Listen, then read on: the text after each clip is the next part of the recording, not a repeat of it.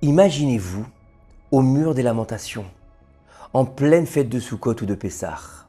Et là, il est tôt, très tôt le matin. Des milliers de personnes sont sur l'esplanade du Kotel HaMaaravi. Et là, on entend au loin une myriade de sons qui va déclarer une chose exceptionnelle, une bénédiction intense, magnifique. Yevarecha Hashem veishmerecha, Yeher Hashem panav elecha vechoneka, Yisa Hashem panav elecha veyasem lecha shalom, vesamu et shemei al bnei Israël, vahani abarechem. Eh oui, je pense que vous l'avez reconnu, non? Le Birkat Kohanim. Le Birkat Kohanim pendant les fêtes, il nous fait des frissons dans le dos. C'est une bénédiction qui laisse personne indifférent, qu'on soit religieux ou pas religieux. C'est quelque chose d'intense. Quand on est au Kotel et qu'on vit le Birkat Kohanim, c'est merveilleux. Mais il faut savoir que la source de ce Birkat Kohanim prend pas son essence au mur des lamentations. Elle prend son essence dans le livre de Bamidbar, dans la paracha de Nasso, où Aaron à Cohen, Dieu va lui ordonner de bénir, bien qu'il est béni tout seul dans le Sefer Vayikra, mais dans la paracha de Nasso, Dieu va lui dire maintenant je veux que tu bénisses les enfants d'Israël. Yeverra Hashem veishmerecha. Tu vas bénir les enfants d'Israël avec Hashem, par rapport à Hashem. Yaher Hashem panav, que Dieu illumine ta face. Et on va faire quelque chose d'incroyable. On va dire qu'on va bénir selon Aaron. C'est incroyable. Comment est-ce qu'on peut bénir selon Aaron? Parce que Aaron, il aimait le shalom.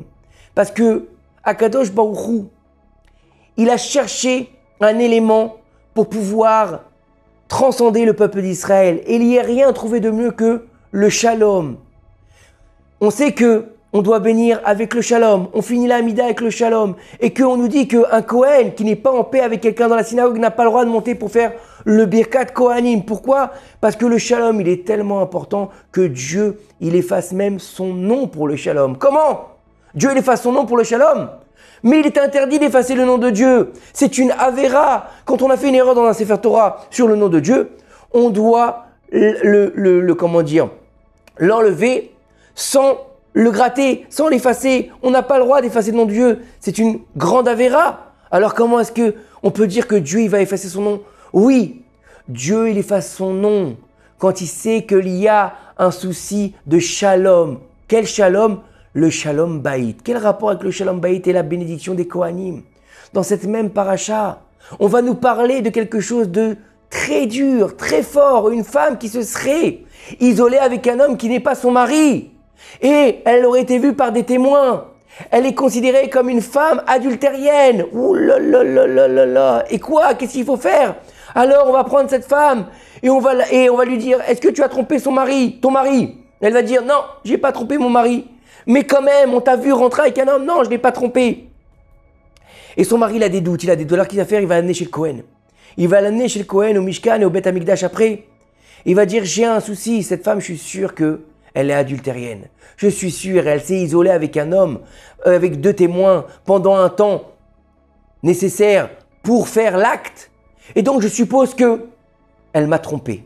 C'est vrai que j'ai pas le visuel, j'ai pas de vidéo, j'ai personne qui l'a vu, mais rien que le fait qu'elle se soit isolée, c'est déjà une preuve. Donc je veux qu'elle boive les eaux de la sota. Qu'est-ce qu'on va faire? Un truc hallucinant. On va prendre un morceau de parchemin, on va écrire dessus le verset, tous les versets qui sont en rapport avec la sota, avec le nom de Dieu sur un parchemin. Puis on va prendre de l'eau, là-bas de l'eau particulière. Puis on va prendre le parchemin et on va le tremper dans l'eau jusqu'à que tout le parchemin s'efface. Et puis on va bien faire une mixture avec plusieurs autres choses et on va donner à boire à la femme. Jusqu'au bout, on va lui dire, attends, t'es sûr que tu veux boire? T'es sûr? Parce que si tu bois, attention, si tu as été adultérienne, qu'est-ce qui va se passer? Tu risques de mourir. Tes jambes vont gonfler, ton ventre va s'aplatir et tu vas étouffer. Et si la femme, elle voulait se maintenir et qu'elle buvait et qu'elle avait fauté, lo alenu velo ala fechad, elle explosait si on veut quelque part. Et elle mourait sur le champ, à l'extérieur du Mishkan et du Beth Amikdash. Par contre, si elle avait été accusée à tort, elle donnait de beaux enfants et elle retrouvait une jeunesse, si on peut dire. Elle devenait encore plus belle qu'elle était avant. Pourquoi? Parce qu'elle a été justement injustement soupçonnée d'adultère. Et on raconte une fois que un jour, il y avait une femme qui était un petit peu pas très sérieuse et elle avait trompé son mari. Et bien sûr, des soupçons en soupçons, son mari a décidé de la contraindre à faire les os de Sota. Et cette femme, elle avait une sœur jumelle. Alors elle a dit, tu sais quoi ma sœur, toi t'es une sainte, va à ma place. Moi je suis un petit peu une diablesse, j'ai fait un peu tout et n'importe quoi. Je sais que si j'y vais, je vais mourir. Toi tu vas y aller à ma place, tu vas boire les eaux, étant donné que toi t'es une sainte, tu ne mourras pas. Et après on pourra continuer chacun notre vie de notre côté. Sa sœur, elle était gentille, elle avait bon cœur, elle a dit pourquoi je veux que ma sœur meure, je vais y aller à sa place. Elle a été à sa place, le Kohen lui a dit, alors bien sûr il faut savoir que en plus de ça, on lui a enlevé son kissouille, elle devait être comme une dévergondée, parce que justement elle avait été dévergondée. C'était comment dire, quelque chose de moche, ce process-là. Alors, la sœur, elle a eu honte pour sa sœur, mais c'est pas grave, elle a dit je veux bien avoir honte pour ma sœur. Elle a bu de l'eau de la Sota, elle est sortie, rien, walou. Et quand sa sœur, elle l'a rejoint, elle était tellement contente qu'elle l'a embrassé. Nos sages nous disent il l'a embrassé sur le coin de la bouche. Et là, il lui est resté une goutte de l'eau de Sota. Et en aspirant cette goutte de l'eau de Sota, tout de suite, elle a eu les symptômes de la Sota et elle est morte sur le coup. Il faut savoir qu'il ne faut pas jouer avec la Torah. Il ne faut pas croire qu'on peut faire des micmacs avec Dieu, qu'on peut décider que « Oh, c'est pas grave, t'inquiète pas ». Il ne sera pas le bon Dieu. Je vais envoyer ma sœur et puis je vais continuer à faire mes saletés. Non!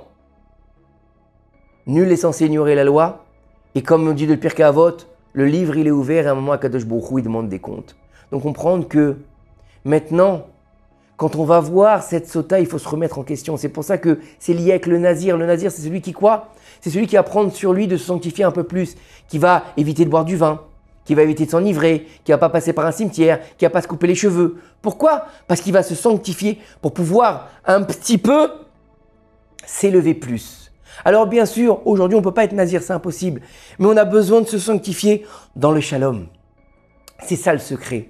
Dans le shalom, arrêtez d'être comme cette femme sota qui s'est salie, de se salir avec quoi? Avec le lashon hara, avec le moti shem ra, avec le ayin hara. Et tout ça fait quoi que on n'est jamais content de ce qu'on a, on n'est jamais bien dans notre vie. Et celui-là il est comme ça, celle-là elle est comme ça, celui-là je veux sa vie, celui-là je veux... On prend la place de l'autre, non! T'inquiète pas, si tu veux prendre la place de l'autre, ça aussi, son autre côté. Donc faire attention. Il faut comprendre que Akadosh Baruch Hu, il nous a fait quelque chose de particulier. Il nous a donné le shalom pour qu'on puisse faire le shalom entre nous, pour qu'on puisse enfin recevoir cette fameuse bénédiction. Yevarecha Hashem veishmerecha. Que Akadosh Baruch Hu, il nous bénisse et il nous envoie une abondance de bienfaits, de bonheur et de paix. Parce que nos sages nous disent, tout dépend de nous. Vous voulez la paix dans le monde? Ah, on dit on veut la paix avec les Arabes, on veut la paix avec les États-Unis, on veut la paix avec la France. Mais tout ça, ça dépend de nous. Dieu nous dit, si vous faites la paix entre vous, moi je ferai la paix avec vous.